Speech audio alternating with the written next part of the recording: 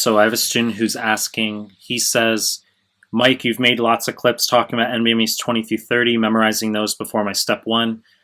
What about NBMEs 1 through 19? Should I be going through those? I have also made YouTube clips on this stuff, okay? I recognize that in 2021, you're not going to be scrolling back 50, 60 clips through someone's YouTube. But regarding NBMEs 1 through 19 offline, yes, you can absolutely do those. The reason I specifically advise memorizing NBMEs 20 through 30, in other words, why not 19 through 30? Why not 17 through 30, okay?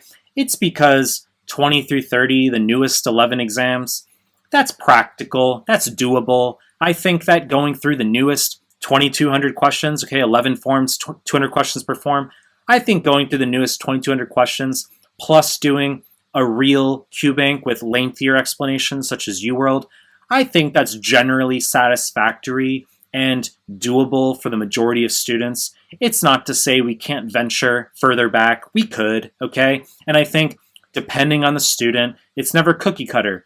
There could be a time and place for going back through older exams, okay? But do I want you, let's say, going through NBMEs 1 through 4 from like the early 2000s? When I sat the NBME a decade ago, step one, I did NBME 3 online, right? Now, do I specifically want you going through NBME 3? Not necessarily. I don't think it would be harmful. You will see repeats on the newer NBME exams, okay? The concepts repeat, they do. So it would have utility. But once again, we need to make sure you get through 20 through 30. We need to make sure you get through UWorld. I think that's generally sufficient prep. And then we can entertain the possibility, based on your scores, based on your available time to study for the exam, we can entertain the notion of maybe looking at the offline forms. But to answer your question, much more consolidated, no, it's no problem to go through 1 through 19, okay?